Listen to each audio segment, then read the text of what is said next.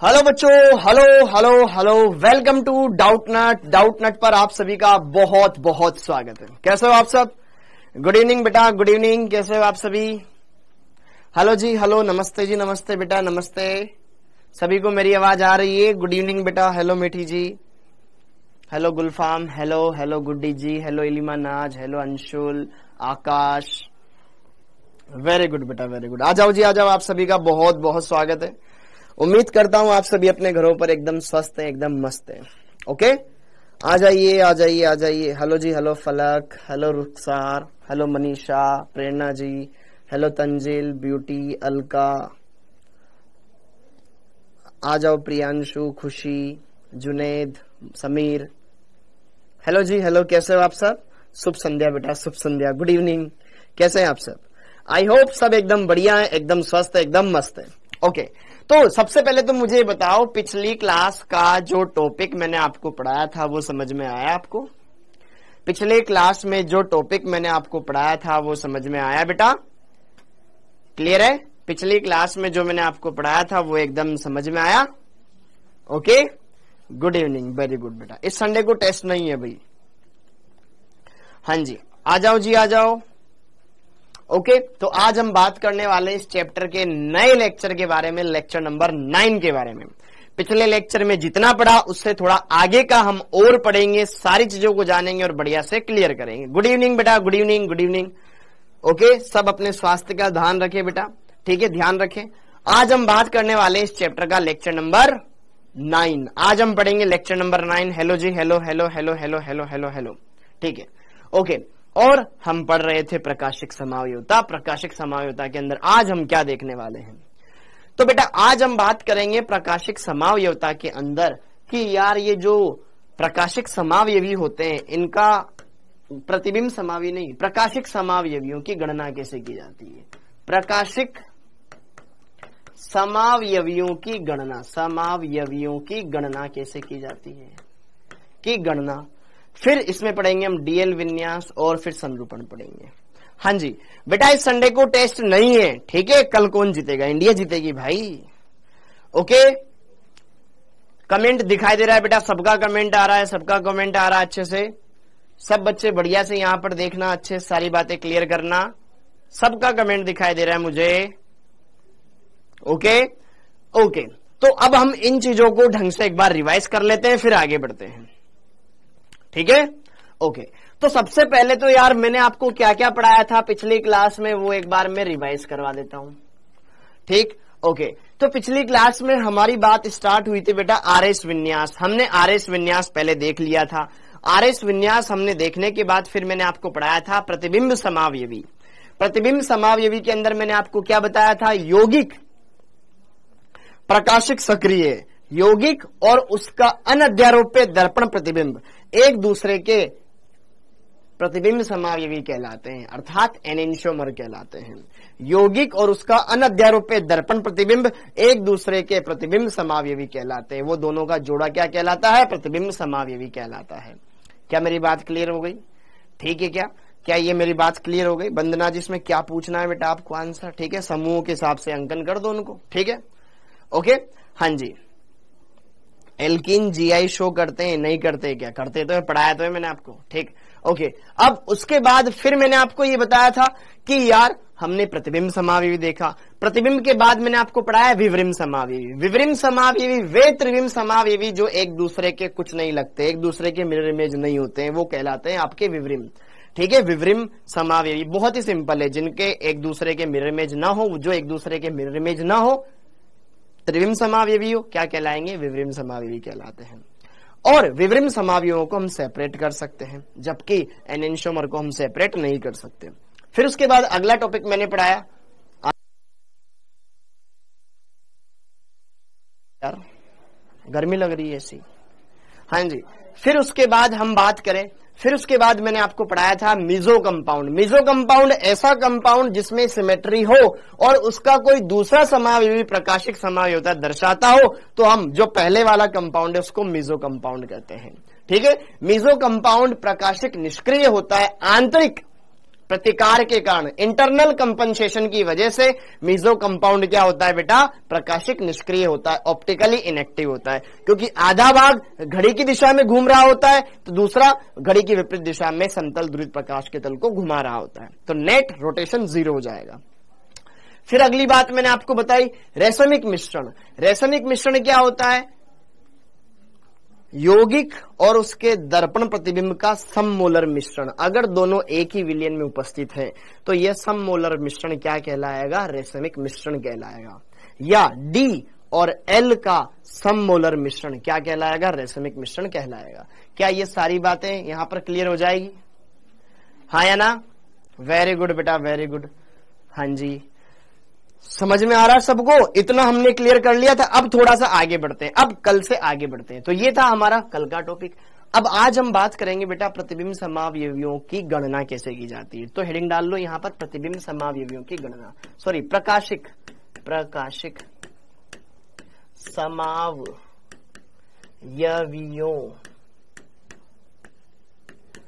की गणना, प्रकाशिक समावयवियों की गणना। अब जरा देखो ध्यान से, प्रकाशिक समावयवी अगर मुझे निकालने हैं तो याद करो मैंने शुरुआत में आपको परिभाषा क्या पढ़ाई थी प्रकाशिक समावयवता की। जब मैंने आपको शुरुआत में पढ़ाया था बेटा, तो मैंने आपको एक पढ़ाया था प्रकाशिक सक्रिय यौगिक। प्रकाशिक सक्रिय यौगिक वे होते हैं जो समतल ध्रुवित प्रकाश के तल को या तो घड़ी की दिशा में या विपरीत दिशा में घुमा देते हैं, ठीक है। और फिर ये मैंने आपको बताया, फिर प्रकाशिक सक्रियता पढ़ाया, फिर मैंने आपको ये बताया प्रकाशिक समावयवता क्या होता है। प्रकाशिक समावयवता के अंदर मैंने आपको क्या बोला था, वे समावयवी जो समतल ध्रुवित प्रकाश के तल के प्रति भिन्न व्यवहार दर्शाते हो। जैसे कि मान लो दो कंपाउंड है, एक ए है एक बी है, एक घड़ी की दिशा में घुमा रहा हो, दूसरा विपरीत दिशा में घुमा रहा हो, दोनों के अणुसूत्र समान है तो ये दोनों एक दूसरे के प्रकाशिक समावयवी कहलाएंगे। या दो समावयवी है, दोनों के अणुसूत्र समान है, एक समतल ध्रुवित प्रकाश के तल को घुमा रहा हो, घड़ी की दिशा में घुमा रहा हो या विपरीत दिशा में घुमा रहा हो, दूसरा न घुमा रहा हो, तो वो जोड़ा भी क्या कहलाएगा, प्रकाशिक समावयवता कहलाएगा। अरे बस बस बस, अभी यहाँ मैच नहीं चल रहा है बेटा, यहाँ पढ़ने आओ, पढ़ाई करो पढ़ाई करो पढ़ाई करो पढ़ाई करो, ठीक है। मैच वेच वाली बातें बंद करो, ठीक है। तो यार मैंने आपको ये बताया था प्रकाशिक समावयवता की जो परिभाषा क्या बताई थी कि वे समावयवी जिनके जो समतल ध्रुवित प्रकाश के तल के प्रति भिन्न व्यवहार दर्शाते हो। भिन्न व्यवहार का मतलब एक इधर जाए एक इधर जाए, एक घुमा रहा है समतल ध्रुवित प्रकाश के तल को, दूसरा नहीं घुमा रहा है, हाँ या ना? तो अगर कोई समतल ध्रुवित प्रकाश के तल को घुमा रहा है तो वो तो हो जाएंगे प्रकाशिक सक्रिय, और कोई समतल ध्रुवित प्रकाश के तल को घुमा रहा है तो वो प्रकाशिक सक्रिय, और कोई नहीं घुमा रहा है वो प्रकाशिक निष्क्रिय। तो अगर मुझे यहां पर कुल प्रकाशिक समावयवी निकालने हैं तो मुझे प्रकाशिक सक्रिय तो काउंट करने ही पड़ेंगे, प्लस उसके अंदर कुछ प्रकाशिक निष्क्रिय भी हो तो वो भी चेक करने पड़ेंगे। तो यहां पर जरा थोड़ा सा आप यहां पर इत्मीनान रख करके बढ़िया से लिखने के लिए तैयार हो जाएं, ठीक है। थोड़ा सा यहां पर आप लिखने के लिए तैयार हो जाएं कि प्रकाशिक समावयवियों की गणना कैसे की जाती है। तो देखो, कुल प्रकाशिक समावयवी अगर मैं काउंट करना चाहता हूं तो कैसे काउंट करूंगा बेटा, प्रकाशिक सक्रिय प्लस प्रकाशिक निष्क्रिय, प्रकाशिक सक्रिय यौगिक प्लस प्रकाशिक निष्क्रिय, प्रकाशिक निष्क्रिय यौगिक।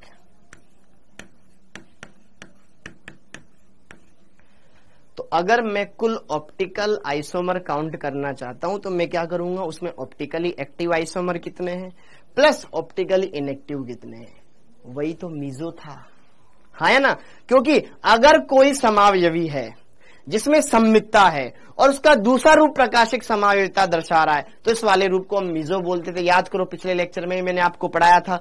तो ये जो प्रकाशिक निष्क्रिय है ये कौन सा वाला है, मीजो वाला है, मीजो। तो यहां पर आप कुल समावयवी निकालना चाहते हो प्राकाशिक, तो बेटा आप इन दोनों को जोड़ करके निकालोगे, इन दोनों को जोड़ करके निकालोगे, इन दोनों को जोड़ करके निकालोगे। पहला फॉर्मूला तो ये, मतलब हम यहां पर optical active plus optical inactive इन दोनों को जोड़ेंगे, फिर हमारे पास टोटल आ जाएंगे। फॉर्मूले बहुत सिंपल है, फॉर्मूले बहुत सिंपल है, बस हमें यहां पर ये सारी बातें देखनी है। अब देखो ध्यान से जरा, इतनी बातें क्लियर हो गई तो हम क्या करेंगे, optically active compound plus meso compound इन दोनों को जोड़ेंगे तो फिर हमारे पास टोटल कंपाउंड आ जाएगा, मतलब टोटल ऑप्टिकल आइसोमर आ जाएंगे। इतना हो गया। अब देखो ध्यान से यहां पर case number 1, case number first, case first, case first. जब अणु, पूरा अणु दिखने में ही असम्मित लग रहा हो, जब अणु असम्मित हो, जब अणु असममित हो। अब जरा देखो ध्यान से, अगर कंप्लीट अणु ही असम्मित है तो उसमें सम्मितता तो रही नहीं, तो मीजो कंपाउंड तो बनेगा ही नहीं, क्योंकि मीजो तो तब बनता था ना जब उसमें सम्मितता होती थी, हाँ है ना, तो मीजो तो बनेगा ही नहीं। तो जरा देखो ध्यान से, अणु असम्मित हो तो यहां पर OI optical isomer, OI count करने का डायरेक्ट फॉर्मूला होता है बेटा 2 की पावर n, 2 की पावर n, डायरेक्ट ये फॉर्मूला लगा दो 2 की पावर n, ठीक है। जहां n क्या है, जहां n क्या है, किरेल, किरेल परमाणुओं की संख्या, किरेल परमाणुओं की संख्या।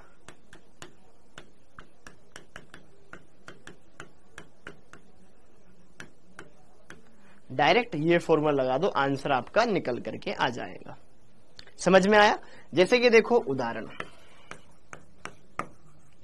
जैसे कि देखो ध्यान से, मैंने यहाँ पे कंपाउंड लिखा बेटा CH3CHOH, यहाँ पे लिख दिया CHBr और यहाँ लगा दिया CH3, ये कंपाउंड है। अब देखो ये वाला कार्बन भी किरेल है, ये वाला कार्बन भी किरेल है ना किरेल। इस कार्बन पर एक CH3, एक H, एक OH जुड़ा हुआ है, एक अलग समूह जुड़ा हुआ है। इस कार्बन पर देखो एक H, एक ब्रोमीन जुड़ा हुआ है, एक CH3 जुड़ा हुआ है, एक अलग समूह जुड़ा हुआ है। क्या ये 2 किरेल कार्बन है? अब देखो ये अणु सम्मित है या असम्मित है? इधर CH3 CH CH CH3 आपको लग रहा होगा सम्मित है, लेकिन नहीं है, इधर OH उधर Br है, ये असम्मित है। तो पहली बात तो ये अणु कैसा हो गया, असम्मित हो गया, असम्मित हो गया, असम्मित हो गया। अगर मैं यहां पर प्रकाशिक समावयवी देखना चाहता हूं तो किरेल कार्बन कितने, 2, n का मान हो गया 2। ऑप्टिकल आइसोमर निकालने का फॉर्मूला लगा दो, ठीक है। तो n बराबर कितना हो गया, 2, तो कुल प्रकाशिक समावयवी कितने हो जाएंगे, 2 की पावर n, 2 की पावर 2, 4 बन जाएगा, ठीक है। ओके, देखो अब 4 कैसे कैसे रूप हो सकते हैं, ज्यादा हमें डेप्थ में नहीं जाना, हमारे नहीं आता है, लेकिन फिर भी मैं आपको बता दूं। इसका विन्यास R हो, इसका भी R हो 1, इसका विन्यास S हो, इसका भी S हो 2,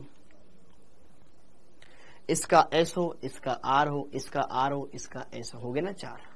तो यहां पे टोटल 4 आइसोमर इसके बनते हैं। क्योंकि असम्मित है, कोई सम्मितता ही नहीं है, तो हमें कोई दिक्कत नहीं है। डायरेक्ट 2 की पावर n का फॉर्मूला लगाओ, आंसर पाओ, 2 की पावर n लगाओ, आंसर पाओ, 2 की पावर n लगाओ, आंसर पाओ। क्लियर है मामला? तो कोई भी असम्मित अणु आपको दिखाई दे रहा है, आप डायरेक्टली बोल सकते हो कि भैया जी इसमें तो बात ऐसी है, ठीक है। तो इसमें मीजो तो बनेगा ही नहीं, तो मीजो के लिए हम चर्चा ही नहीं करेंगे, क्योंकि इसमें सम्मिति तो है ही नहीं कहीं पर, तो मीजो के बारे में हम सोचते। देने के मामला ओके। अब देखो ध्यान से केस नंबर 2, जब अणु सम्मित हो, जब अणु सममित हो, जब अणु कैसा हो, सम्मित हो, जब अणु कैसा हो, सम्मित हो। और उसके अंदर एक और कंडीशन, किरेल कार्बन सम संख्या में है कि विषम संख्या में है, ठीक है। इसके अंदर 2 केस, किरेल कार्बन सम संख्या में या विषम संख्या में, वो भी मैटर करता है। कैसे मैटर करता है जरा मैं आपको यहां पर बताता हूं।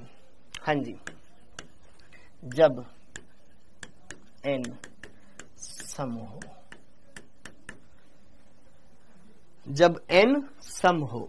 तो जरा देखो ध्यान से, अगर यहां पर किरेल परमाणुओं की संख्या कैसी बेटा, सम है, तो यहां पर पहले हम प्रकाशिक सक्रिय देखेंगे, फिर मिजो देखेंगे, फिर दोनों को जोड़ के टोटल बता देंगे।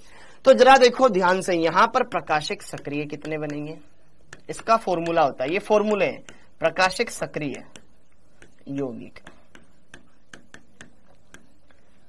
ठीक है, प्रकाशिक सक्रिय यौगिक, इसको ए से दर्शाते हैं, ठीक है। अगर आपको प्रकाशिक सक्रिय यौगिक बताने हैं तो ये हो जाते हैं बेटा आपके 2 की पावर n-1, ये फॉर्मूला होता है। इस फॉर्मूले से आप प्रकाशिक सक्रिय देख सकते हो कि कितने प्रकाशिक सक्रिय बनेंगे। और मिजो देखने हो, मिजो यौगिक,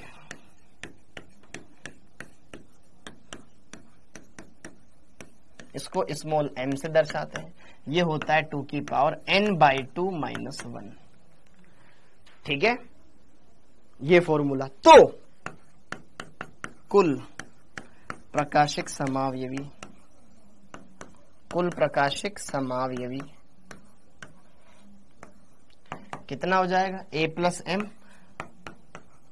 हाँ या ना। ऑप्टिकल आइसोमर कितने हो जाएंगे, प्रकाशिक सक्रिय और मिजो यौगिक, इन दोनों का योग ही तो आएगा ना, ठीक है। तो यहां पर अगर मैं बात करूं ऑप्टिकल, देखो कुल प्रकाशिक, देखो OI, यार मैं एक बार इंग्लिश में लिख देता हूं वरना ना फिर तुम बोलोगे ये क्या है। कैलकुलेशन ऑफ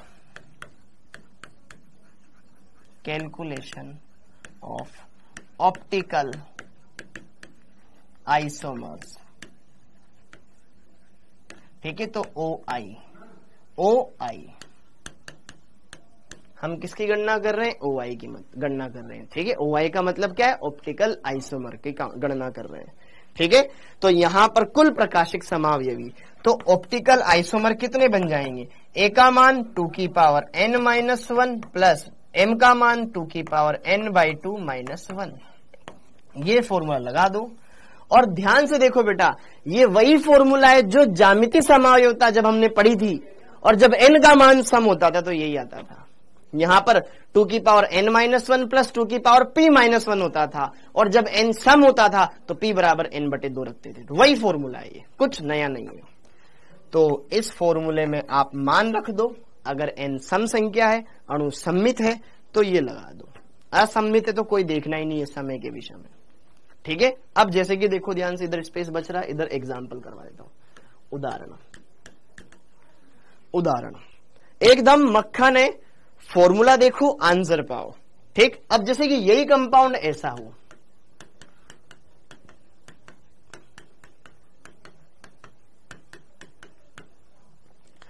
अब देखो जरा ध्यान से, क्या यह अणु किरेल कार्बन वाला है, इसमें यह कार्बन भी किरेल है और ये कार्बन भी किरेल है कि नहीं है, है कि नहीं है। इसमें 2 किरेल कार्बन है सर, लेकिन दिखने में मेरे को कैसा लग रहा है सर, यहां से मैं देखूं ना, इधर आधा वाला भाग आधे वाले भाग के जैसा है। ये सम्मित अणु है, 2 किरेल कार्बन वाला है। पहली बात तो अणु कैसा है, सम्मित है, और n का मान कितना है, 2 है, 2 एक सम संख्या है, तो हम ये वाला सूत्र लगाएंगे, ठीक है। क्लियर हो गया, यस और नो। अच्छे से आप देख लो, सारी बातें क्लियर कर लो, एकदम मक्खन है। तो कुल यहां पर OI कैलकुलेट करने का फॉर्मूला होता है 2 की पावर n-1 प्लस 2 की पावर n/2-1। तो OI कैलकुलेट करेंगे तो 2 की पावर 2-1 प्लस 2 की पावर 2/2-1। तो OI कितने आ जाएंगे बेटा, 2 में से 1 गया तो 2 की घात 1, 1/2/2 1 हो जाएगा, 1 में से 1 गया तो 2 की घात 0। किसी भी संख्या की घात 1 हो तो वही आ जाता है, किसी भी संख्या की घात 0 हो तो 1 हो जाता है। टोटल OI आ जाएंगे 3। कितने आ जाएंगे, 3 आ जाएंगे। क्या मेरी बात समझ में आ रही है आप सबको, बोलो मित्रों, अच्छे से क्लियर है, very good very good. Formula लगाओ आंसर पाओ, फॉर्मूला लगाओ आंसर पाओ, ये सिंपल सा फंडा है। और यही फॉर्मूला हमने बेटा GI के लिए भी पढ़ा था, ठीक है, वेरी गुड, बहुत बढ़िया। तो जब अणु सम्मित हो तो आपको ये देखना है कि उसमें किरेल कार्बन कितने हैं, यस और नो, ओके। अब जब अणु दिखने में सम्मित हो जब अणु दिखने में सममित हो। अब जरा देखो ध्यान से, लेकिन n का मान विषम हो, बी जब n विषम हो। ठीक है, इसका मात्रक थोड़ी ना होता है, संख्या है तो भाई 1 2 3 4, कैसे नशे में बेटा, मात्रक थोड़ी होता है इसका। अब n विषम हो, अब यहां पे n विषम संख्या में हो तो बेटा जरा देखो ध्यान से, यहां पर प्रकाशिक सक्रिय कितने बनेंगे और मेसो कितने बनेंगे। हाँ जी, तो यहां पर सबसे पहले विषम हो तो प्रकाशिक सक्रिय यौगिक, प्रकाशिक सक्रिय ऑप्टिकली एक्टिव प्रकाशिक सक्रिय यौगिक, इसको ए से दर्शाते हैं।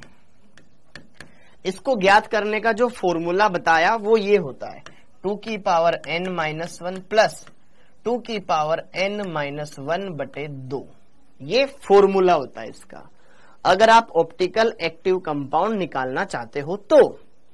और अगर आपको यहां पर मेसो कंपाउंड निकालने हैं, मेसो यौगिक निकालने हैं, मेसो यौगिक m ज्ञात करने, तो इसका अच्छा यहां माइनस आएगा, यहां पे माइनस आएगा। ठीक है, यहां पर माइनस आएगा बेटा, यहां माइनस होता है। ठीक, और इसका फॉर्मूला होता है 2 की पावर n माइनस 1 बटे 2।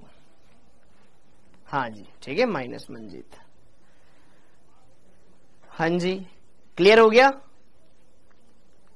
अरे क्लियर है, यहां माइनस कर लेना बेटा। तो ये प्रकाशिक सक्रिय हो गए, ये मेसो हो गए, दोनों को जोड़ लो टोटल आ जाएगा। तो कुल OI ऑप्टिकल एक्टिव, कुल ऑप्टिकल आइसोमर कितने हो जाएंगे, A प्लस एम। A का मान 2 की पावर n माइनस 1 माइनस 2 की पावर n माइनस 1 बटे 2 प्लस 2 की पावर n माइनस 1 बटे 2, ये कॉमन है, छम छम हो जाएगा। तो यहां पर OI कितने आ जाएंगे, सिंपल सा 2 की power n minus 1, simple formula है। 3 सूत्र हमारे सामने आए। असम्मित है 2 की पावर n, सम्मित है तो GI वाला ही फॉर्मूला लगा दो, 2 की पावर n माइनस 1 प्लस 2 की पावर n बाई 2 माइनस 1। और अगर विषम संख्या में n तो यहां पर लगा दो 2 की पावर n माइनस 1, यह आ जाएगा जब अणु सम्मित हो और n का मान विषम हो। क्या मेरी बात क्लियर है? क्या मेरी बात क्लियर है? क्या ये 3 फॉर्मूले आपको देखने हैं, formula number 1, formula number 2, formula number 3, ये 3 फॉर्मूले हैं जो आपको देखना है बच्चों। एकदम सिंपल है, एकदम सिंपल है, एकदम सिंपल। ठीक है क्या मामला? अरे क्लियर है? एग्जाम्पल करवाऊंगा। अरे भाई यहां से स्टार्ट करवाया है, यहां से स्टार्ट करवाया है, यहां से। ठीक है, यहां से 1 2 3 4 पेज छोड़ दे। ठीक है, 2 पेज में काम हो जाएगा। ठीक, ओके, क्लियर हो गया मामला? अरे क्लियर है, एकदम सिंपल है। अब जैसे कि देखो ध्यान से, इसका उदाहरण देखो, उदाहरण देखो। अब आप सोचना यहां पर, है ना, मैं जो लिखता हूं,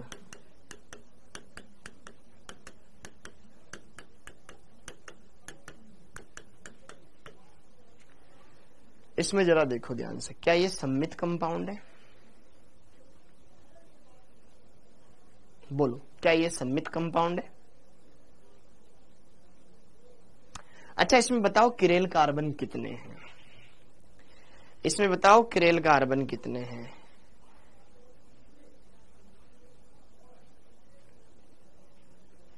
नूर मुस्तफा बार बार एक जैसे कमेंट मत करो बेटा। क्या ये कंपाउंड सम्मित है? सम्मित तो है। अब मैं आपसे ये पूछता हूं, इसमें किरेल कार्बन कितने हैं? Number of chiral carbon, number of chiral atom, chiral carbon कितने इसमें? थोड़ा सा दिमाग लगाओ और बोलो। हाँ जी, अच्छा देखो इस पे देखते हैं, ये इधर CH3, इधर H, इधर OH, इधर अलग समूह, ये किरेल है। इस पे देखो ध्यान से, इधर CH3, इधर OH है, ये H, इधर ये किरेल है ना। लेकिन अगर मैं इस पे देखूं बेटा, एक H एक OH, इधर जो समूह जुड़ा हुआ है वही समूह इधर जुड़ा हुआ है, क्या बीच वाला किरेल है? क्या इसमें बीच वाला कार्बन हम किरेल कंसिडर करेंगे या नहीं करेंगे? ये मुझे बताओ। सर बीच वाले को क्यों करेंगे, इधर जो समूह जुड़ा हुआ है वही तो इधर जुड़ा हुआ है ना। लेकिन आपको क्या पता इसका विन्यास क्या है? क्या पता इधर R हो, इस कार्बन का विन्यास R हो, क्या पता इधर का S हो, अलग अलग हो गया ना। एक तरफ R है, एक तरफ S है, दिखने में समान है लेकिन दोनों की विन्यास अलग अलग है, तो गुण अलग अलग होंगे। इधर R विन्यास वाला जुड़ा हुआ है, इधर S विन्यास वाला जुड़ा हुआ है, हाँ या ना। हो सकता है दोनों सेम हो, इधर का भी R हो, इधर का भी R हो, इधर का भी S हो, इधर का भी S हो, क्या पता इधर S विन्यास वाला हो, इधर R विन्यास वाला हो, क्या पता इधर R वाला हो, इधर S विन्यास वाला हो, हाँ या ना। क्या मेरी बात आपको समझ में आ रही है? इस बीच वाले को भी आपको किरेल मानना पड़ेगा। वेरी गुड सत्येंद्र, इसको बोला जाता है बेटा छद्म किरेल कार्बन, छद्म किरेल कार्बन।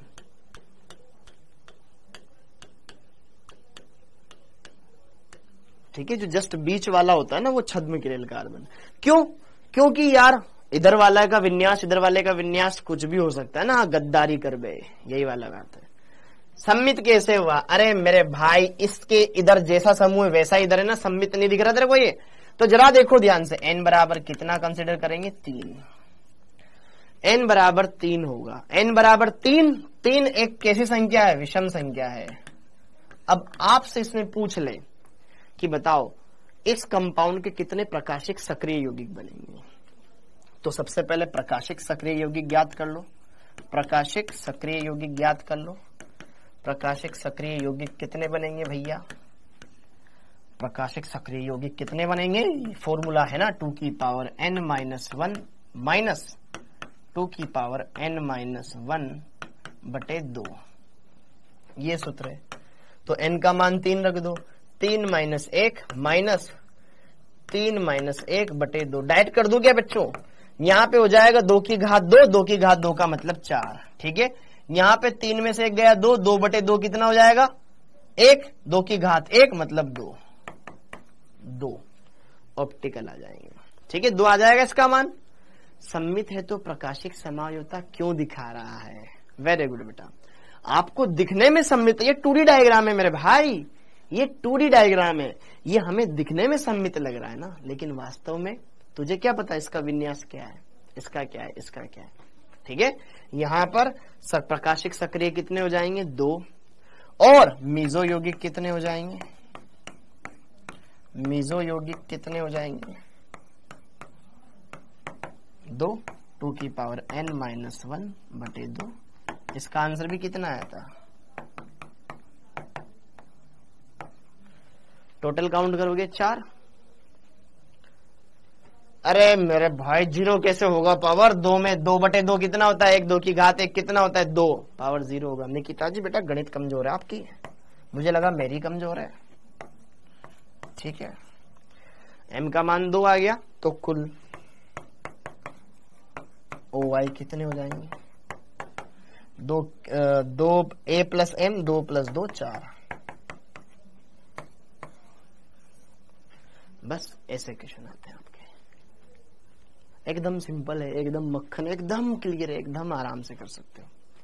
कोई दिक्कत है क्या यार आपको? यार बोलो ना यार, कोई दिक्कत, कोई दुख, तनाव, कष्ट, पीड़ा, चिंता, परेशानी, अवसाद, कुछ भी हो बता सकते हो, एकदम मक्खन है, कर सकते हो, तुम कर सकते हो एकदम अच्छे तरीके से।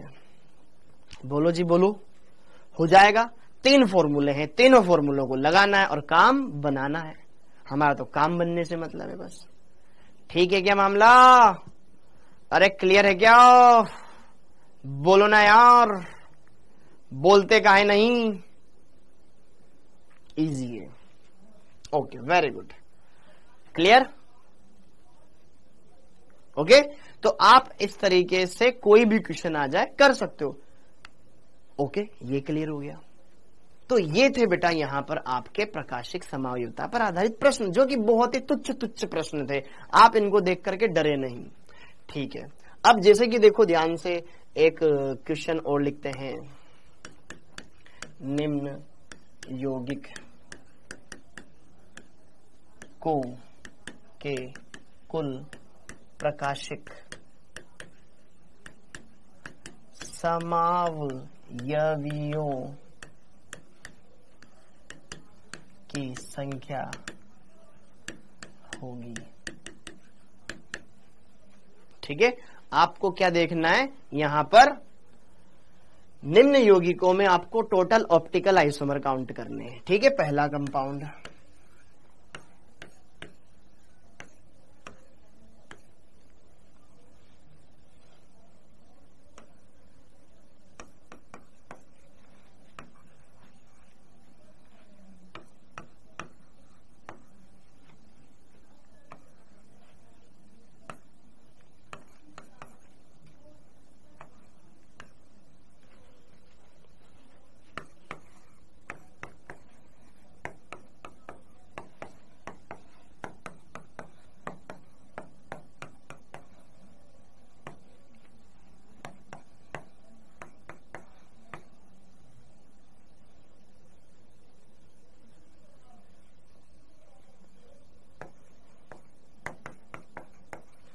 काफी है।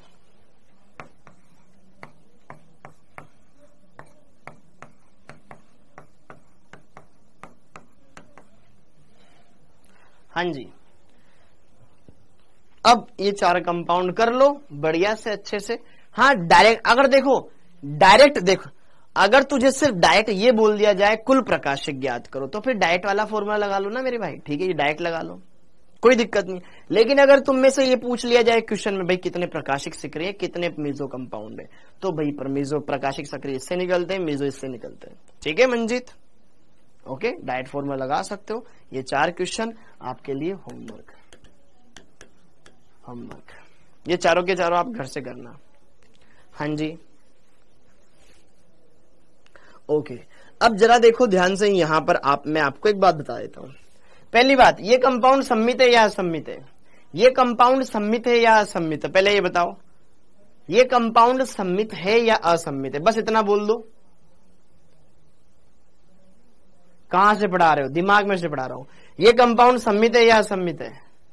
ये असम्मित है, तो सिर्फ डायरेक्ट 2 की पावर n लगा लेना। इसमें बताओ किरेल कार्बन कितने हैं? इसमें किरेल कार्बन की संख्या कितनी है? किरेल कार्बन कितने हैं? फटाफट से बोलो, किरेल कार्बन कितने हैं? 2 या 3? 1,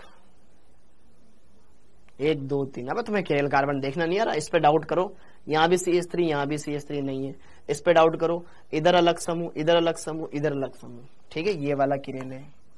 इधर CH3, इधर CH2, ये अलग समूह, इधर ये अलग समूह, इसमें 2 किरेल कार्बन है। ठीक है, ओके, ये वाला किरेल कार्बन है, ये वाला किरेल कार्बन है, ये वाला किरेल कार्बन है। ठीक है, 3 किरेल कार्बन। इसमें ये भी किरेल है, ये भी किरेल है, ये भी किरेल है, ये भी किरेल है। ठीक है, ओके। और यहां पे जरा देखो ध्यान से, ये वाला भी किरेल है बेटा, ये वाला भी किरेल है, ये वाला, इस बीच वाले को भी किरेल मानना है।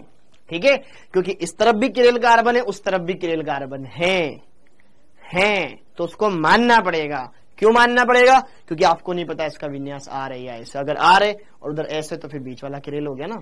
ठीक है, तो कैसे पता कि असम्मित है? अरे देखना नहीं आ रहा कि तेरे को आंखें नहीं है कि बेटा? कैसे पता चल रहा है कि असम्मित है? देखो ना, उधर जैसा स्वरूप लिखा हुआ है वैसा नीचे है क्या? कैसे बहकी बहकी बातें करते हो बच्चों यार। यहाँ 1 कार्बन है, उधर 2 कार्बन है, बीच में से काटूंगा तो आधा आधा बराबर हिस्से नहीं हो रहे क्या इसके? जिसके बराबर हिस्से न हो वो असम्मित, जिसके 2 बराबर हिस्से हो जाएं वो सम्मित। ठीक है, कर लेना, ये आपके लिए होमवर्क है। ठीक है, तो अब बाकी आप खुद करना। क्लियर? ये वाली बात हो गई, ये वाली बात। अब अगला, सर मान लो कोई कंपाउंड ऐसा दे दे जिसमें ज्यामिति समावयवता भी हो और प्रकाशिक भी हो, तो कौन सा फॉर्मूला लगाना है? बात तो सही बोल रहा है यार तू यार। अगर ज्यामिति समावयवता भी हो और प्रकाशिक समावयवता भी हो, तो कौन सा फॉर्मूला लगाना है?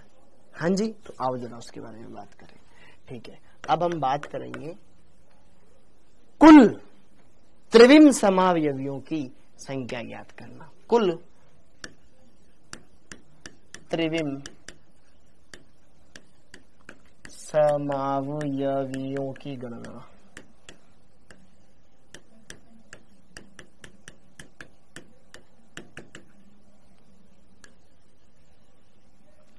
कुल त्रिविम समावयवियों की गणना।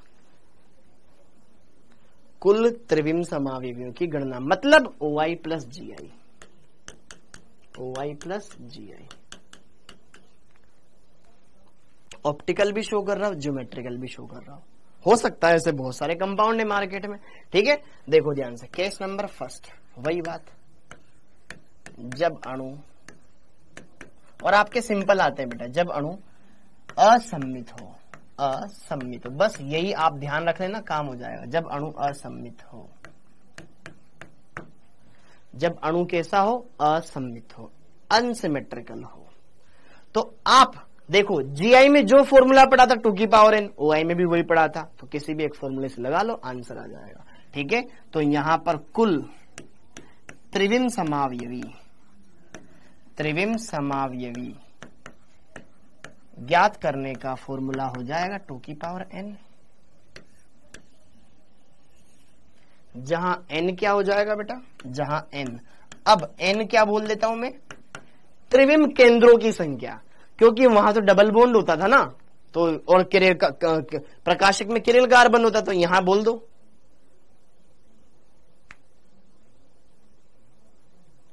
सर केमिस्ट्री के ऊपर गुस्सा आ रहा है, कहीं बोलती है ये, फिर बोलती है नहीं होगा, क्या नहीं होगा, पढ़ना ढंग से। ठीक है, n अब n क्या होगा, त्रिविम केंद्रों की संख्या, त्रिविम केंद्रों की संख्या, क्योंकि अब हम इसको क्या, इसमें GI भी देख रहे हैं और OI भी देख रहे हैं, तो त्रिविम केंद्र दोनों के लिए काउंट कर लेंगे। ओके, कहां से स्टार्ट किया, जब कल जहां छोड़ा था बेटा। ठीक है, ओके, अब देखो इसका उदाहरण, मान लो तुम्हें कोई क्वेश्चन ऐसा दे रखा है जिसमें आपसे पूछा जाए इसके GI कितने बनेंगे, तो जैसे कि देखो क्वेश्चन क्या दे रखा है, मतलब इसके ऐसा कोई क्वेश्चन दे रखा है, एकदम सिंपल सा क्वेश्चन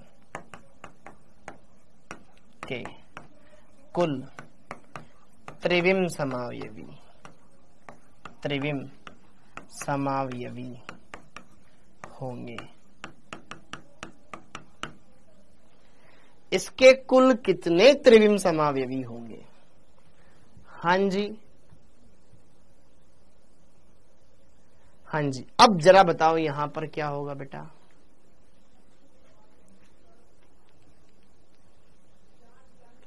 हाँ जी बताओ जी बताओ,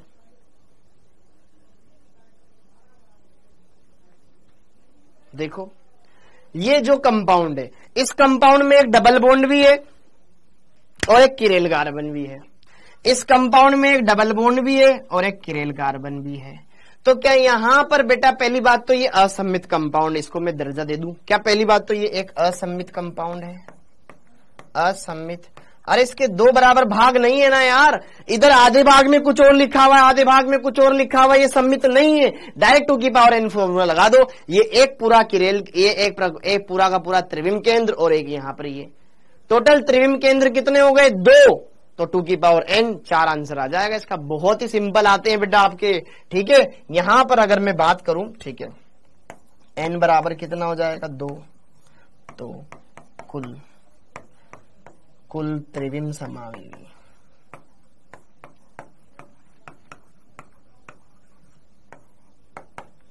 कुल त्रिविम समावयवी, एकदम सिंपल है, कुल त्रिविम समावयवी। ठीक है, यहां पर आ जाएगा फॉर्मूला 2 की पावर n और ये आ जाएगा 2 की पावर 2 बराबर 4, बस एकदम मक्खन है, आराम से कर सकते हो, आराम से कर सकते हो। ठीक है, क्लियर है मामला। ये आपको त्रिविम केंद्र क्या है बेटा, त्रिविम केंद्र वह केंद्र जिसके सापेक्ष अणु त्रिविम समावयविता दर्शा रहा हो। अब त्रिविम में ज्यामिति भी आती है और प्रकाशिक भी आती है।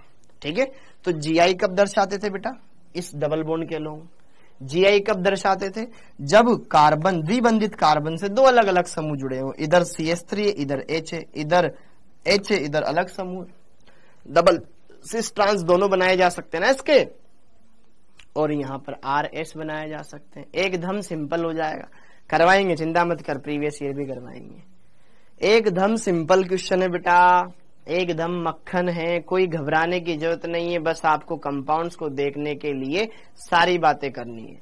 अगर आपसे सिर्फ ये पूछता कितने OI है, आपसे ये पूछता सिर्फ कितने प्रकाशिक सक्रिय हैं, तो फिर हम यहाँ पे यही लेंगे। लेकिन आपसे कभी ऐसे नहीं पूछेगा, आपसे पूछेगा तो टोटल ही पूछेगा। ठीक है, अगर ज्यामिति समावेश देखनी डबल बॉन्ड के अनुसार हो जाएगा, और अगर किरेल प्रकाशिक समावेश देखने इसके अनुसार, टोटल काउंट कर लो दोनों के अनुसार आ जाएगा। हाँ या ना? सर आज मक्खन नहीं दही हो गया, बहुत बढ़िया। अब तुम्हें फॉर्मूले बता रखे हैं, फॉर्मूले लगाओ ना, आंसर पाओ ना। देखो ध्यान से, प्रकाशिक समावयवियों की गणना करनी है हमें। अगर प्रकाशिक समावयवियों की गणना करनी है तो क्या क्या चीजें आपको ध्यान में रखनी है। प्रकाशिक समावयवियों की गणना करनी है तो मुझे प्रकाशिक सक्रिय यौगिक भी काउंट करने प्लस मीजो भी काउंट करने हैं, क्योंकि प्रकाशिक समावयवी की परिभाषा क्या होती थी, वे यौगिक जो वे समावयवी जो समतल ध्रुवित प्रकाश के तल के प्रति भिन्न व्यवहार दर्शाए। भिन्न का मतलब एक इधर घुमाए या इधर घुमाए तो दोनों प्रकाशिक सक्रिय हो, तो हाँ या ना? और या एक घुमाए दूसरा न घुमाए तो दूसरा नहीं घुमाने वाला मीजो होता था। ठीक, तो यहां पर जब अणु असम्मित है 2 की पावर n लगाओ ना यार, किरेल कार्बन देख लो कितने, खटाखट आंसर आ जाएगा। और जब अणु सम्मित है तो उसमें से कुछ के मीजो भी बनेंगे, कुछ के मीजो भी बनेंगे, तो मीजे वाले को भी आपको देखना पड़ेगा, मीजो वाले को भी आपको देखना पड़ेगा। क्लियर है मामला? एकदम सिंपल है, बहुत ही आसान है, अच्छे से इनको कर सकते हो। ठीक है, और ये बाकी यहाँ पे फॉर्मूले ही है यार। जब अणु सम्मित है तो ऐसे देखते हैं, अगर सम संख्या हो तो ये फॉर्मूला लगाना है, अन विषम हो तो ये फॉर्मूले लगाने हैं, खट खट खट खट खट। ये क्वेश्चन करवा दिया आपको। ओके, और यहाँ पे कुछ क्वेश्चन आपको एज ए होमवर्क दे दिए। अब अगर त्रिविम समावयवों की अगर टोटल मेरे को काउंट करना है, टोटल मेरे को काउंट करना है, तो टोटल में यहां पर जब अणु असम्मित हो, यही आप देख लो, इसी में काम हो जाएगा। जब अणु के साथ असम्मित हो, आप यहां पर ये लगा सकते हो एकदम बढ़िया तरीके से, एकदम बढ़िया तरीके से। अब जब अणु सम्मित हो जाए, जैसे कि इसका एक और क्वेश्चन कर लेते हैं, जैसे कि इसका एक और क्वेश्चन कर लेते हैं। उदाहरण नंबर 1, उदाहरण नंबर 2।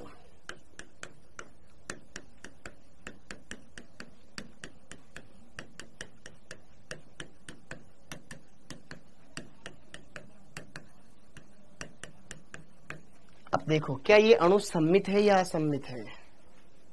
सर सबसे ज्यादा कंफ्यूज सम्मित असम्मित में। अरे यार, सम्मित असम्मित तो सबसे आसान चीज है। आधा भाग दूसरे आधे भाग के जैसा हो तो सम्मित, नहीं हो तो असम्मित। क्या दिक्कत है इसमें? हाँ या ना?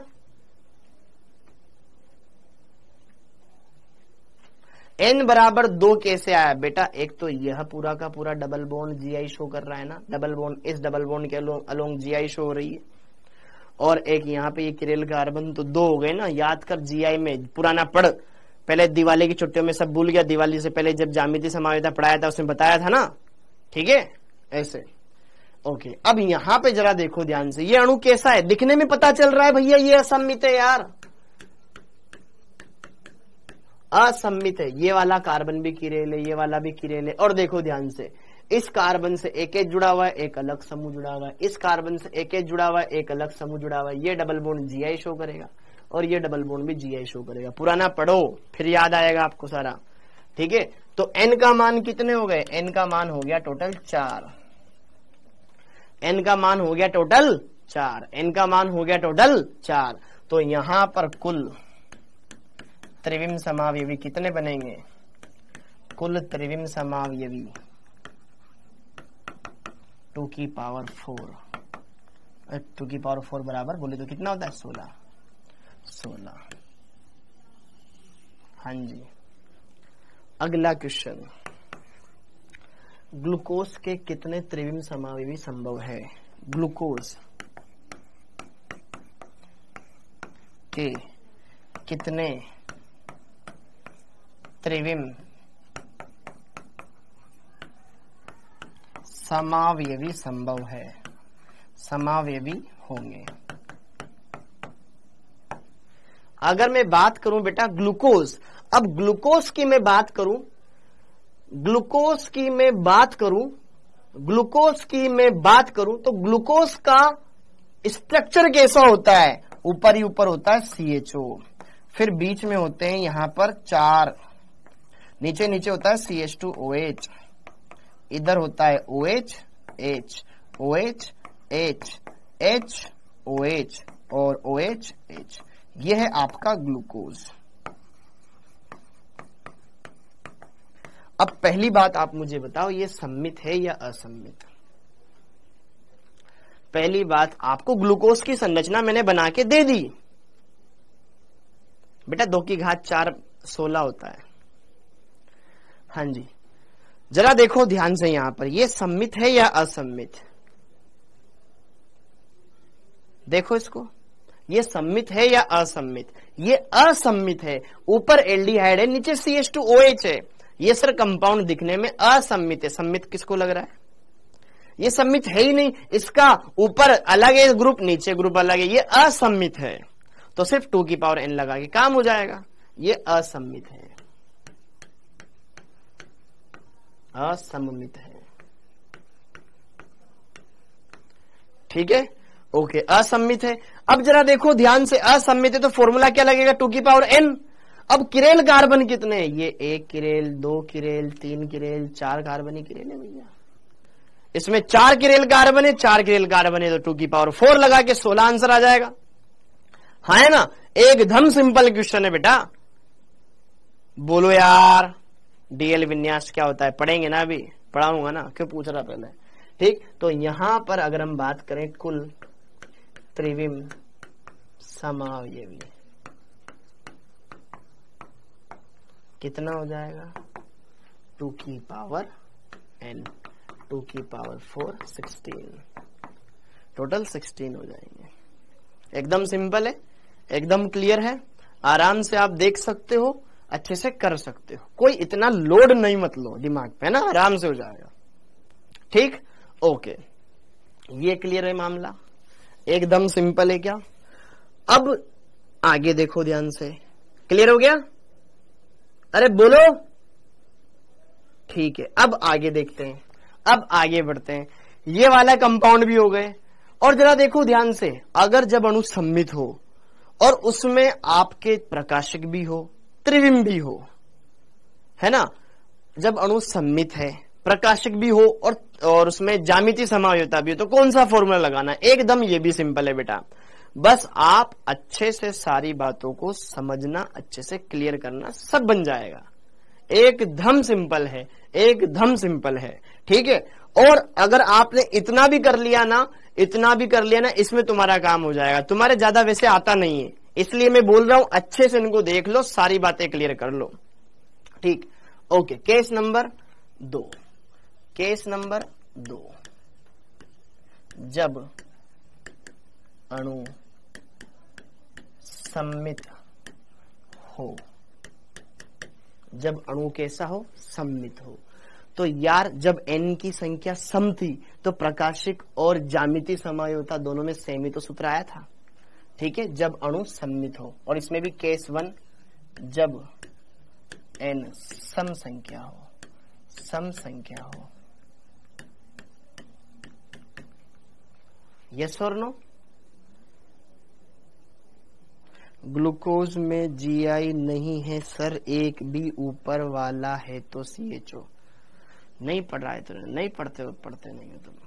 ठीक है, हाँ जी, हाँ। अब जरा देखो ध्यान से, n सम संख्या हो, तो यहां पर आपको कुल त्रिविम समावयवी ज्ञात करने के लिए कोई मेहनत नहीं करनी है। कुल त्रिविम समावयवी ज्ञात करने के लिए डायरेक्ट आपका फॉर्मूला होता है 2 की पावर n-1 प्लस 2 की पावर n/2 -1। ये फॉर्मूला लगाओ, काम बन जाएगा। ये हमने पहले भी पढ़ा हुआ है, एकदम, हाँ एकदम। ठीक है, ओके, तो यहां पर अच्छे से कर सकते हो, अरे कर सकते हो। कुल त्रिविम समावयवी 2 की पावर n-1 प्लस 2 की पावर n/2 -1 लगाओ, आंसर पाओ। जैसे कि देखो उदाहरण, जहां n क्या है, जहां n वही है, जहां n क्या है, त्रिविम केंद्रों की संख्या, त्रिविम केंद्रों की संख्या, त्रिविम केंद्रों की संख्या, केंद्रों की संख्या। त्रिविम बोलो, किरेल बोलो, कुछ भी बोलो, ठीक है, क्योंकि अब इसमें GI भी आ रहा है ना, इसलिए मैं त्रिविम लिखा रहा हूं। हाँ जी, उदाहरण देखो ध्यान से। अब देखना बच्चों, CH3, वैसे तुम्हारे इतने बहुत रेयर आते हैं ये, ठीक है। CH3 डबल बॉन्ड CH, ये लिखा। यहां पर मैंने लिखा CHOH, फिर इधर लिखा CHOH, CH double bond CH CH3, ये कंपाउंड है। अब देखो इस कंपाउंड को देख करके मुझे बताओ ये सममित है या असम्मित है। ठीक है, तुम्हारी शक्लें देख के लग रहा है तुम्हें बहुत ही अजीब लग रहा है, बट अजीब नहीं है, बहुत सिंपल चीजें हैं बेटा ये। इस कंपाउंड की शक्ल देखो और आप देख पा रहे हो कि यार यहां से देखो आधा भाग जैसा है, आधा भाग वैसा उधर है, ये सिमेट्रिकल है। ये कैसा है? सममित है। अब जरा देखो ध्यान से, यहां पर ये वाला कार्बन किरेल है कि नहीं है? है गुरुजी, क्योंकि एक H जुड़ा हुआ है, एक OH जुड़ा हुआ है, ये समूह जुड़ा हुआ है, इधर ये अलग जुड़ा हुआ है। ये वाला भी यहां पर कैसा है? किरेल है। किरेल कार्बन 2 हो गए। और यह डबल बॉन्ड क्या GI शो करेगा? यस शो करेगा, क्योंकि इस कार्बन से एक H जुड़ा हुआ है, एक CH जुड़ा हुआ है, इससे एक H और एक अलग समूह जुड़ा हुआ है। सेम उस तरीके से यहां पर भी शो करेगा, तो ये भी शो करेगा, ये भी शो करेगा। N का मान क्या? 4 हो गया। N बराबर क्या? 4 हो गया। N बराबर 4 हो गया। तो इस फॉर्मूले में मान रख दो, आ जाएगा आपके पास आंसर। ठीक है, N बराबर 4 रख दो, आंसर आपके पास आ जाएगा। तो यहां पर टोटल आइसोमर अगर हम देखें तो कितने आ जाएंगे?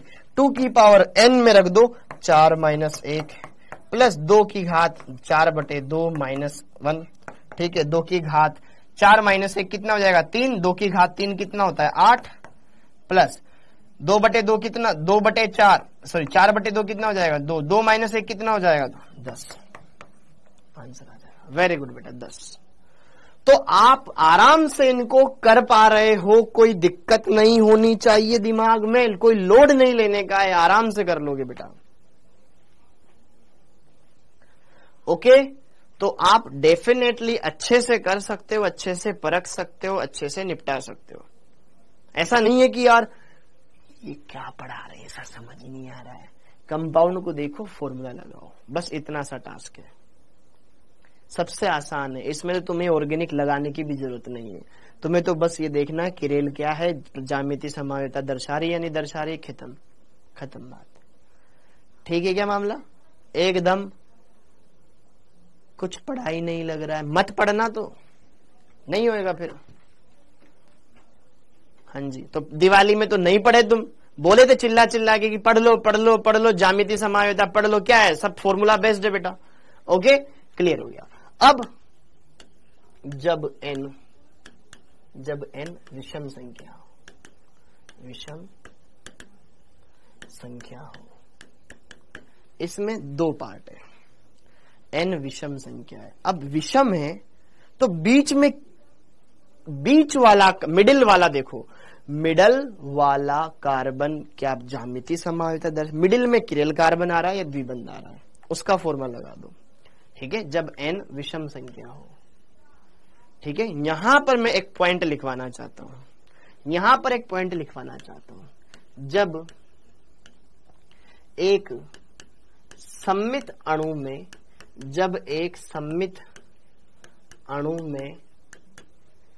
मिडिल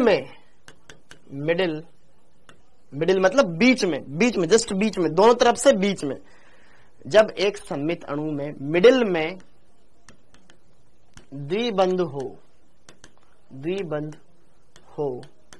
तो GI वाला सूत्र लगाएं।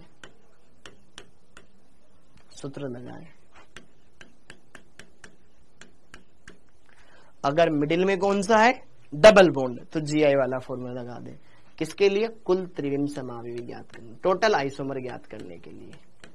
टोटल आइसोमर ज्ञात करने हैं तो उसके लिए GI वाला फॉर्मूला लगा दे। अब GI वाला फॉर्मूला क्या था बेटा? GI वाला फॉर्मूला देखो, मैंने आपको बताया था कि यार 2 की पावर n-1 प्लस 2 की पावर p-1 होता था, और p की जगह क्या रखते थे अपन? n+1/2 रखते थे। क्या याद आ रहा है आपको? यहां पर p-1 होता था, जहां P क्या होता था, P क्या होता था, N+1/2 होता था। याद करो, टोटल आइसोमर, पन्ने पलट के देखो ये लिखवा रखा है। अब इसमें पहले मैं जो बोल रहा हूं ना वो देखो, मिडिल में क्या है, ठीक है, वही पुराना फॉर्मूला है, तो ये यहां पे लग जाएगा। ओके, अब एक एरो, अगर मिडिल में किरेल कार्बन आ जाए तो उसका फॉर्मूला लगा दो। जब एक सममित अणु में, फॉर्मूले ज्यादा हो गए ये मैं मानता हूं, लेकिन सब सिंपल सिंपल है। जब सममित अणु में मिडिल में किरेल कार्बन उपस्थित हो, किरेल कार्बन उपस्थित हो तो ठीक है, तो OI वाला फॉर्मूला, OI वाला सूत्र लगाएं, सूत्र लगाएं। और तो OI वाला सूत्र क्या होता था, टोटल आइसोमर ज्ञात करने हो तो 2n-1, खत्म। ये सूत्र है, ये सूत्र है, खत्म बात। 2n-1। यहां से भी क्वेश्चंस आते हैं कि बेटा बहुत रेयर, बहुत रेयर, ठीक है, ये मैंने सारे केस आपको लिखवा दिए, ठीक, ओके, ये बाकी सब एकदम सही है। हाँ जी, क्लियर है मामला, एकदम सिंपल है, एकदम मक्खन है, आराम से कर सकते हो, ठीक है। एक बार मैं यहां पर इस पे भी प्रैक्टिस करवा देता हूं, दो यहां पर क्वेश्चंस करवा देता हूं, बढ़िया से ये भी क्लियर हो जाएगा, लगे हाथ, ठीक है, 2 क्वेश्चन करवा देता हूं, लगे हाथ, ये क्लियर हो जाएगा सारा कॉन्सेप्ट। ग्लूकोज में डबल बॉन्ड नहीं है तो GI कैसे शो करेगा? ग्लूकोज के कुल त्रिविम समावयवी, तो बेटा अगर त्रिविम में GI नहीं है तो OI तो होगा ना, क्योंकि त्रिविम समावयवता में OI भी आता है, GI भी आता है। GI शो नहीं कर रहा तो ये यहाँ पे OI आ गया ना। ये कुल त्रिविम समावयवी बोल या प्रकाशिक समावयवी बोल, बात तो एक ही है, क्योंकि ज्यामिति तो हो ही नहीं रहा है, ठीक है। तो यहां पर कुल त्रिविम समावयवी 2n बोलो 16 आ जाएगा। और किरेल कार्बन है ना सारे, तो 4 किरेल कार्बन है, n का मान 4 वहीं से तो उठा के रखा है, ठीक है, ओके। अब जैसे कि देखो ध्यान से, यहां पर उदाहरण देखो, जैसे कि ये कंपाउंड है आपके पास, एकदम सिंपल सा कंपाउंड है, एकदम सिंपल सा कंपाउंड है,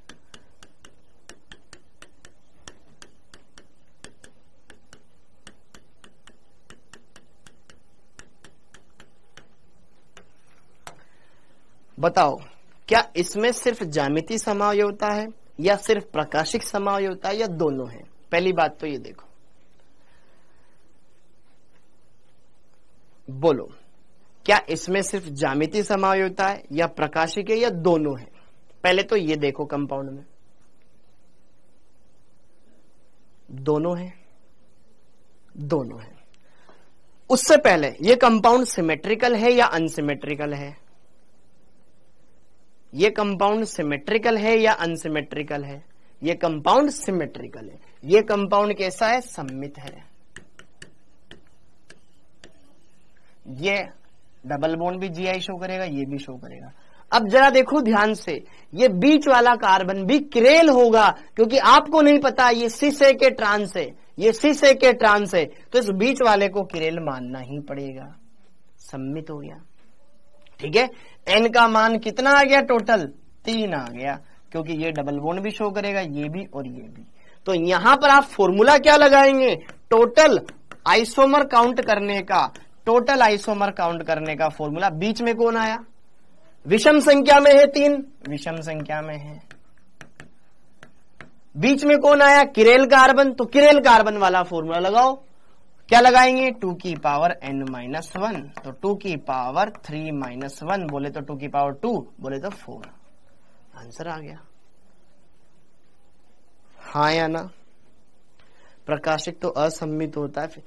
अरे भाई ये दिखने में हमें कैसा दिख रहा है? सम्मित दिखाई दे रहा है ना मेरे लाल।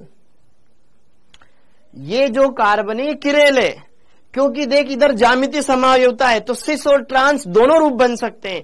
इसके भी सिस और ट्रांस दोनों रूप बन सकते हैं। मान ले इधर सी से इधर ट्रांस है, तो बीच वाला कार्बन किरेल होगा कि नहीं होगा?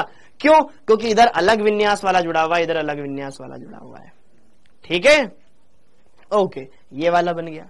अब जैसे कि देखो अगला उदाहरण देखो, मान लो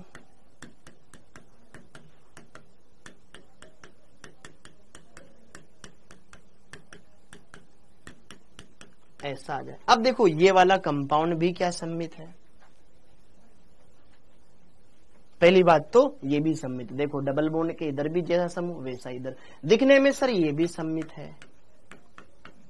और सर इसमें ना ये डबल बॉन्ड तो ज्यामितीय समायोजता दर्शाएगा, ये किरेल कार्बन है, ये किरेल कार्बन है, तो यहां पर एन, इसमें भी दोनों ही है, प्रकाशिक भी है और ज्यामिति भी है कि नहीं? तो यहां पर n बराबर हो गया 3, जो कि एक विषम संख्या है। अब विषम संख्या है, वहां पे भी है, लेकिन बीच में क्या आया? बीच में था किरेल कार्बन, ये मध्य मिडिल में क्या आया? Chiral carbon. अब मिडिल में कौन आया? द्विबंध। तो डबल बॉन्ड वाला फॉर्मूला लगेगा, मतलब GI वाला फॉर्मूला लगेगा। ठीक है, तो यहां पर ये कैसा है? n बराबर 3 एक विषम संख्या है, तो GI वाला फॉर्मूला लगाओ। समझ आया? हो सकता है थोड़ी सी चीजें आपके लिए टफ पड़ रही हो, लेकिन हकीकत यही है। हो सकता है कि आपके लिए चीजें थोड़ी बहुत टफ पड़ रही हो, लेकिन हकीकत यही है। तो हम यहां पर टोटल आइसोमर काउंट करेंगे, तो फॉर्मूला क्या लगाएंगे बेटा? 2 की पावर n-1 प्लस 2 की पावर p-1, और जहां p बराबर क्या होता है? n+1/2। ठीक है, ओके। अब देखो ध्यान से, n का मान 3 रख दो, तो 3 - 1 प्लस यहां पे n का मान 3 रखोगे तो 3 और 1 कितना हो जाएगा? अंदर जाओ, 3 और 1 कितना हो जाएगा? 4, 4/2 कितना हो जाएगा? 2। p का मान कितना आया? 2, 2 - 1 कर दो। ठीक है, तो ये हो जाएगा 2 की पावर 2, कितना हो जाएगा? 4, और ये हो जाएगा 2 की पावर 1 मतलब 2, टोटल आंसर आ जाएगा 6। फर्क पड़ा? देखो पहले आंसर 4 आ रहा था, यहां पे 6 आ रहा है। ओके, एकदम सिंपल है, एकदम सिंपल है, एकदम सिंपल है बच्चों, डरने की जरूरत नहीं है। प्रकाशिक है ना भाई, ये किरेल कार्बन है, ये वाला भी किरेल है, 6 होगा। अब एक बार में रिवाइज करवा देता हूं सारी की सारी चीजें, एक बार में रिवाइज करवा देता हूं अच्छी की अच्छी सारी चीजें। अच्छे से कर लिया, यही था इसका टास्क, खत्म हो गया। ओके, हाँ अब एक बार रिवाइज कर लेते हैं, ठीक है, लिखना मत। हाँ जी, फटाफट से अपने GI वाला पोर्शन निकालो। ज्यामितीय समायोजता, ज्यामितीय समायोजता मैंने आपको क्या बताया था? अगर कंपाउंड असम्मित है तो GI ज्ञात करने का सूत्र होता था 2 की पावर n, यही होता था। ये पहला फॉर्मूला वहां पे पढ़ा। फिर दूसरा फॉर्मूला हमने क्या पढ़ा? अगर कंपाउंड सम्मित है और उसमें जो डबल बॉन्ड थे ना, वो डबल बॉन्ड जिनके अलोंग वो कंपाउंड ज्यामितीय समायोजता दर्शा रहा था, अगर वो सम हो तो GI ज्ञात करने का फॉर्मूला होता था 2 की पावर n-1 प्लस 2 की पावर p-1, और p की जगह हम क्या रखते थे? n/2। याद करो, ये फॉर्मूला हो गया। तीसरा फॉर्मूला हमने देखा था जब n का मान विषम हो, 2 की पावर n-1 प्लस 2 की पावर p-1, और p की जगह यहां पे मैं p-1 रख देता हूं, ठीक है, अलग से, ताकि p की जगह क्या रखते थे हम? n+1/2 रखते थे। ये क्लियर हो गया क्या? ये तो हमने किस में देखे? GI में देखे फॉर्मूले। अब OI में क्या देखे हमने? ऑप्टिकल आइसोमर में। भाई कंपाउंड अगर असम्मित है तो OI ज्ञात करने का फॉर्मूला 2 की पावर n किरेल कार्बन या त्रिविम केंद्र, ठीक है, ओके। फिर दूसरा फॉर्मूला हमने क्या देखा? अगर अणु दिखने में सम्मित है और किरेल, अब उसमें किरेल कार्बन भी सम संख्या में है, तो OI ज्ञात करने का सेम फॉर्मूला होता था जो GI का होता था। देखो ध्यान से वहां पर 2 की पावर n-1 प्लस 2 की पावर n/2 -1, यही फॉर्मूला यहां पे आया, ठीक है। और थर्ड फॉर्मूला टोटल बता रहा हूं मैं, टोटल OI काउंट करने का, अगर n का मान विषम है 2 की पावर n-1, ये फॉर्मूला आ गया, हो गया खत्म। फिर यहां पर अगर कोई कंपाउंड GI भी शो करे और OI भी शो करे तो पहला फॉर्मूला। अगर असम्मित है, वेरी गुड, अगर असम्मित है तो यहां पर आप GI वाला फॉर्मूला लगाओ या OI वाला फॉर्मूला लगाओ। ठीक है, तो आपके पास यहां पर टोटल आइसोमर वो आ जाएंगे 2n, कोई भी फॉर्मूला लगाओ। ठीक है, मामला क्लियर है? क्वेश्चन करवा तो दिए बेटा। ठीक, अब अणु कैसा है? सम्मित है। अणु कैसा है? सम्मित है। ठीक है ना? अब अणु कैसा है? सम्मित है। अब यहां पर अणु सम्मित हो और n कैसा हो? सम हो। तो भाई सम संख्या में तो दोनों में सेम फॉर्मूला है, सेम फॉर्मूला है, तो ये वाला लगाओ या ये वाला लगाओ, बात तो एक ही ना। टोटल आइसोमर काउंट करने का 2n-1 2n/2 -1 पावर में ही। ठीक है, ये आ जाएगा। क्लियर हो गया? और एक यहां पर अब अगर विषम संख्या में तो बीच में कौन है उसको देखो। अगर बीच में ज्यामिति समायोजकता वाला है तो ये वाला फॉर्मूला लगा दो, और अगर बीच में किरेल कार्बन है तो ये वाला फॉर्मूला लगा दो। खत्म बात, सारे के सारे एकदम क्लियर हो गया। हाँ या ना बोलो ना यार, समझ में आया एकदम? अब तो क्लियर हुआ होगा। पुराना ही है, पुराना ही है, पुराना ही है। ठीक है, ओके, हाँ जी। अब कोई दिक्कत हो तो पूछ सकते हो। सर एग्जाम्पल नंबर 2 देखिए, 3 की जगह 2 क्यों रखा आपने? कहां बेटा? एग्जाम्पल नंबर 2, 3 की जगह 2 क्यों रखा? अरे मेरे लाल, पी का मान निकालना यहाँ पे। पी का मान निकाल। पी का मान कैसे निकालेंगे? पी का मान इस सूत्र में रख। पी का मान क्या? इनका मान कितना है? 3। 3 और 1 कितना होगा? 4। 4/2 कितना होगा? 2। तो 2 रखेगा ना यहाँ पे। तुम रटते काहे हो यार? तुम रटते काहे हो?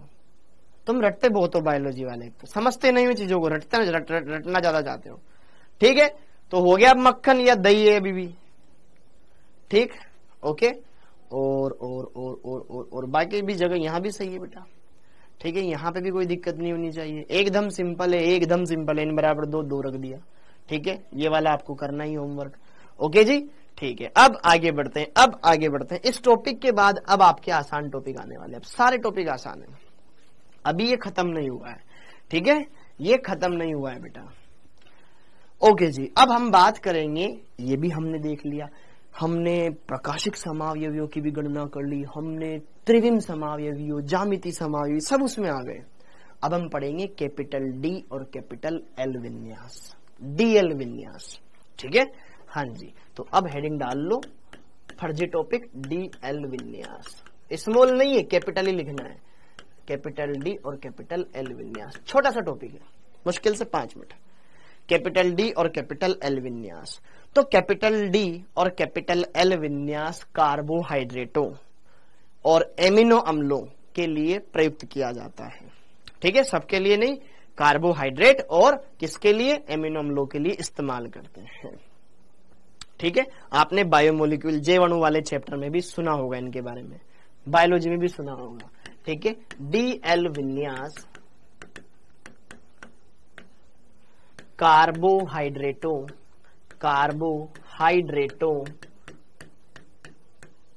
एवं एमिनो अम्लों के लिए प्रयुक्त किया जाता है,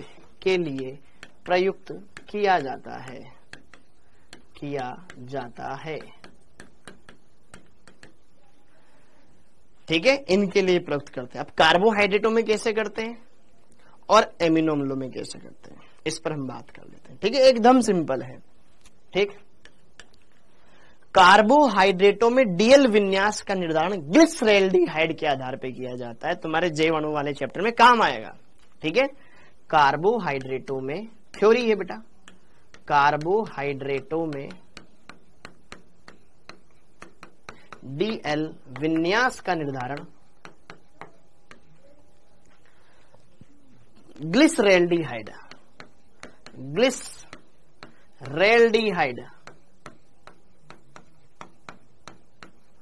के आधार पर किया जाता है।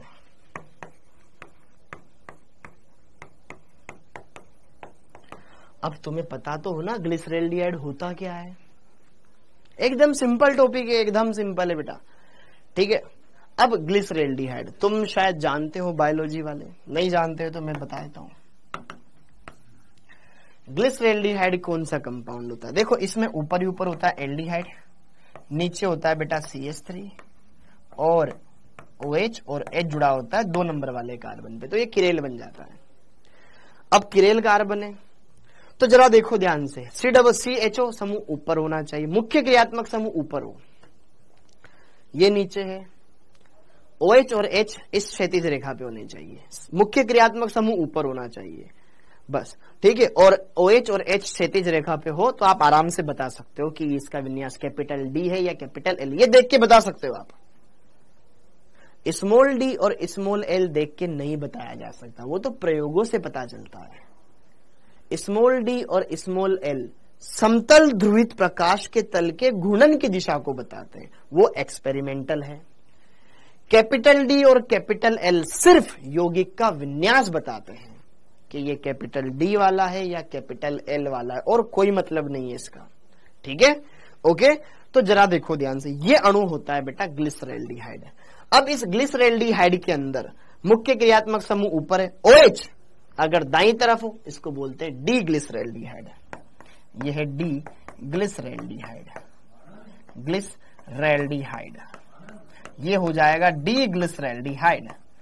और अगर यही OH बाईं तरफ आ जाए, अब बाय डिफॉल्ट अगर मैं यहां पर इसको बाईं तरफ लिखूं CHO, ये OH, इधर H और यहां पर CH3, तो ये बन गया L glyceraldehyde, L glyceraldehyde, L glyceraldehyde. होगा कि नहीं होगा? अब आप देख रहे हो दोनों एक दूसरे के मिरर इमेज भी लग रहे हैं, वो तो है ही सही, क्योंकि एक ही तो किरेल कार्बन है। अब इसको OH को इधर पलट दोगे तो ये बनेगा ही बनेगा, स्वाभाविक लग रहा है, एक दूसरे के मिरर इमेज है, लेकिन वो मिरर इमेज है, वो अलग मैटर है। लेकिन हमें तो सिर्फ ये देखना है OH अगर दाईं तरफ है तो D, बाईं तरफ है तो L, बस ये होता है कार्बोहाइड्रेटों में, ठीक है। इतना नोट कर लो, ये लिखवा देता हूं फिर खत्म करते हैं इसको, ठीक। कुछ छोटे छोटे टॉपिक है इसमें जो दे रखे हैं, अभी एक और पढ़ेंगे एरिथ्रोथ्रियो, ठीक है, वो है, वो भी सिंपल सिंपल है। हो गया ये, ठीक है, ओके। तो लिख लो, यदि OH समूह दाईं ओर हो, दाईं ओर हो तो D विन्यास, ठीक है। यदि OH समूह बाईं ओर हो, बाईं ओर हो तो कैपिटल L विन्यास, बस ये ध्यान रख लो। समझ में आया क्या? अरे समझ में आया क्या? क्लियर हुआ? ओके। अब ग्लूकोज में भी आपने पढ़ा होगा capital D capital L, fructose में भी पढ़ा होगा ना। तो अब उसमें कैसे देते हैं? उसमें तो बहुत सारे किरेल कार्बन होते हैं, किस किरेल कार्बन का देखूं? फ्रक्टोज में, ग्लूकोज में बहुत सारे किरेल कार्बन होते हैं, किस किरेल कार्बन का OH और H देखूं?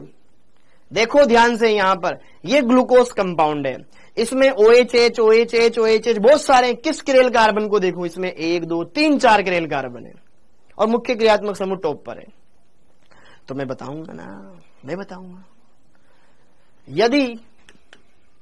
यदि किसी कार्बोहाइड्रेट में एक से अधिक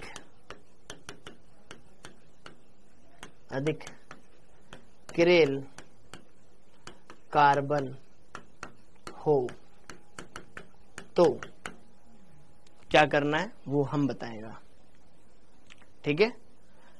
आपको क्या देखना है? मुख्य क्रियात्मक समूह।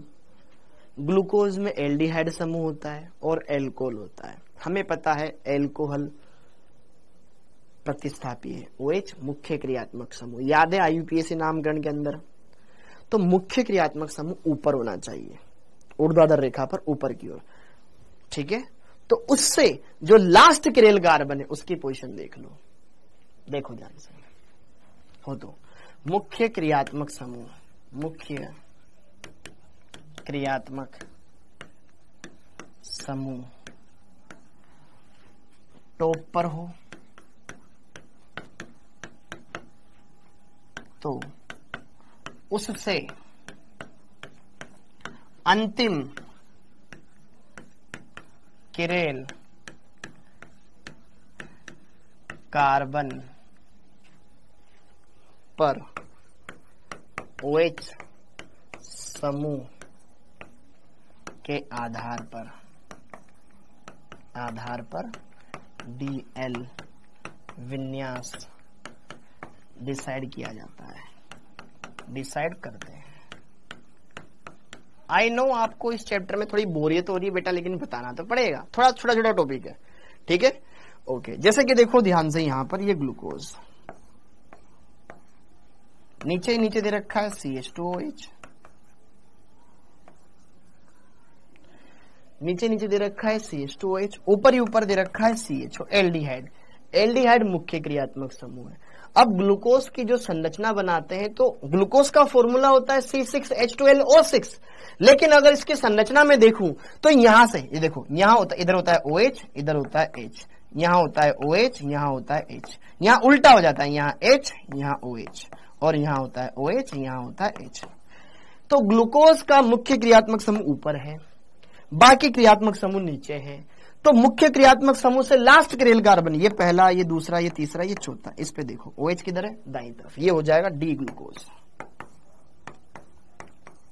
इसको क्या बोलेंगे, डी ग्लूकोज। किसके आधार पर, इसके आधार पर देगा। क्लियर है क्या मामला मेरा, एकदम क्लियर है। और अगर मैं इसका दर्पण प्रतिबिंब बनाना चाहूं, बना देगा ये दर्पण प्रतिबिंब, कोई दिक्कत नहीं है, क्योंकि किरेल कार्बन इसमें CH2OH, ये तो किरेल नहीं है, CHO। बाकी इनकी पोजीशन चेंज कर दो, ये एक दूसरे की इमेज भी है,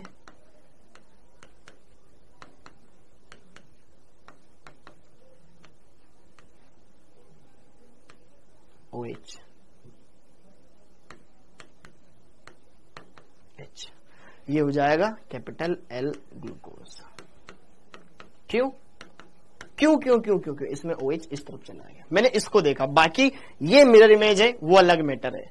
ये कैपिटल D प्लस वाला भी हो सकता है, माइनस वाला भी हो सकता है।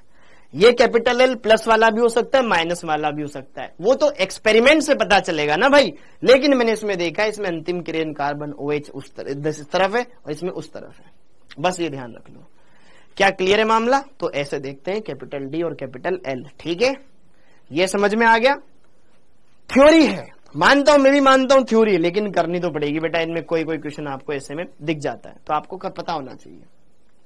ओके, ये क्लियर हो गया। ऐसे ही एमिनो अम्लों में देखा जाता है। एमिनो अम्लों में NH2 और H होता है, उसको देखना होता है। ये क्लियर है मामला? सिंपल सा है, छोटा टॉपिक है। अगर आप नहीं पढ़ोगे तो फिर आप पूछोगे सर ये DL विन्यास क्या होता है, आपने तो पढ़ाया ही नहीं। देख लो भैया, ये पढ़ा दिया। अब यहां पे देखो ध्यान से, अल्फा एमिनो अम्लों में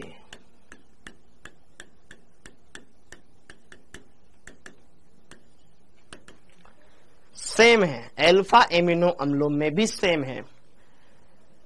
अल्फा एमिनो अम्ल क्या होते हैं? एमिनो अम्ल क्या होते हैं? जिसमें एमिनो समूह भी होता है और अम्ल समूह भी होता है। अम्ल समूह COOH, ठीक है। एमिनो मतलब NH2, H मतलब ये, और यहां पे ये R, एल्किल समूह।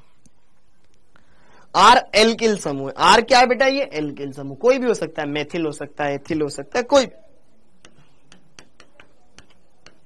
एल्किल समूह। तो इसमें भी ऐसा ही है, अगर NH2 दाईं तरफ तो कैपिटल D, बाईं तरफ तो कैपिटल L, बस ये टॉप पे होना चाहिए।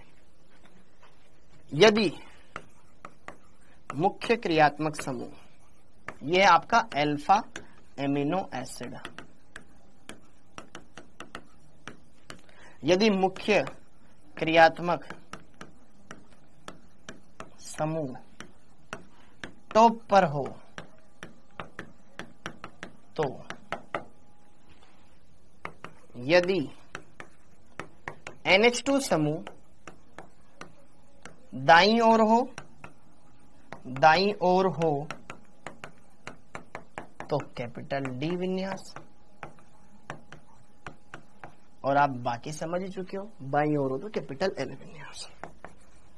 यदि NH2 समूह बाईं ओर हो, लेफ्ट के बजाय राइट साइड में, बाईं ओर हो मतलब हाँ राइट के बजाय लेफ्ट साइड में बाईं ओर हो तो कैपिटल एल विन्यास इसका होता है। देखो है यार थ्योरी वाली चीजें, मैं भी मानता हूं, लेकिन लिखवानी तो पड़ेगी ना। ये हो गया इसके साथ खत्म। अब लास्ट बचा है एरिथ्रो और थ्रियो, जिसमें प्रकाशिक समायोजता त्रिविम समायोजता का जिक्र खत्म। फिर हमें पढ़ना है सिर्फ एक टॉपिक इसमें, संरूपण।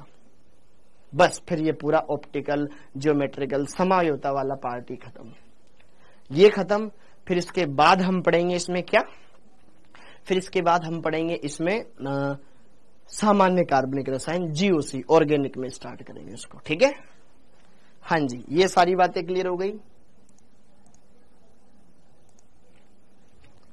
हाँ जी,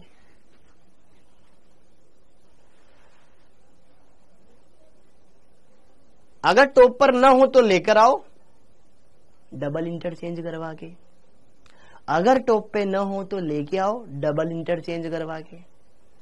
समझ में आया? क्लियर है?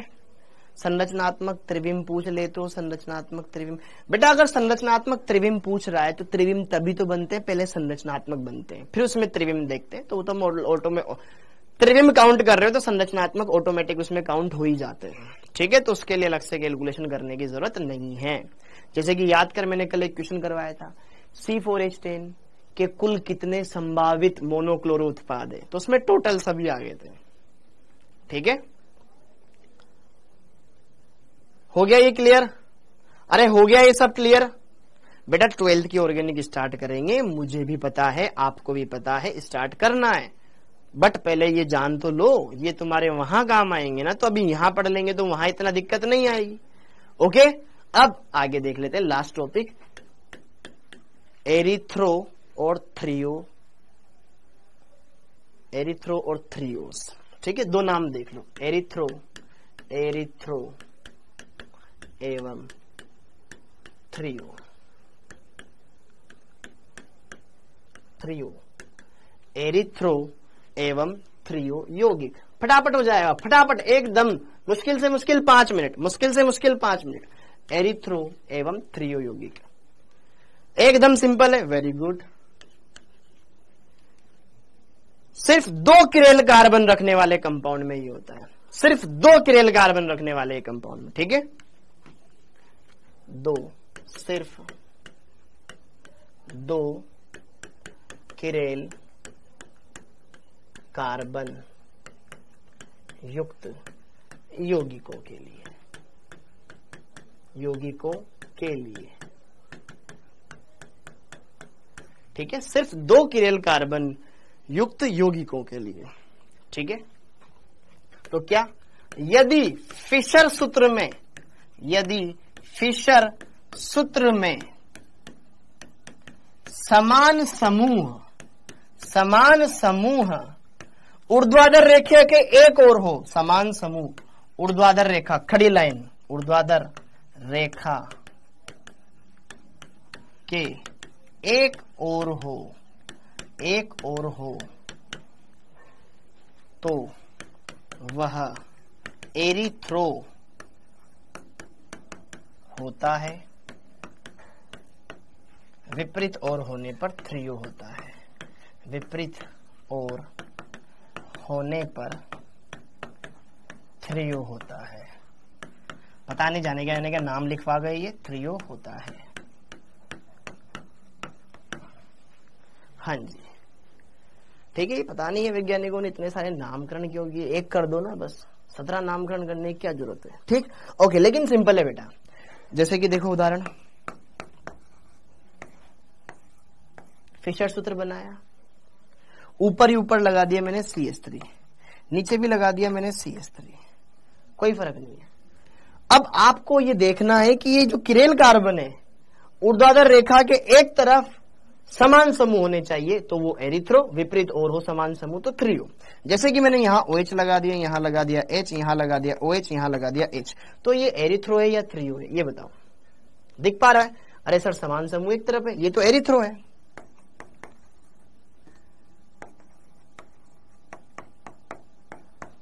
एरिथ्रो है, मीजो है, ये मीजो तो है, लेकिन इसको एरिथ्रो बोलते हैं या थ्रियो बोलते हैं, ये क्लियर हो गया, ठीक है। और अगर जैसे कि मान लो यहां पर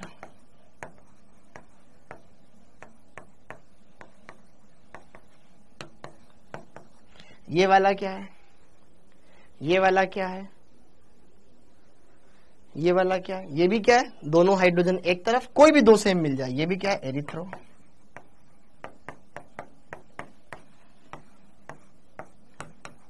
बाकी कल करेंगे। ये कैसा, ये थ्रियो, ठीक है, ओके। एकदम सिंपल है बेटा, आसान है, आप कर सकते हो सारी बातें एकदम। ये रेशम बहुत स्पैम करती है, अरे कुछ बच्चे बहुत स्पैम करते हैं, मानते ही नहीं है यार, ठीक है। ये खत्म हो गया भाई,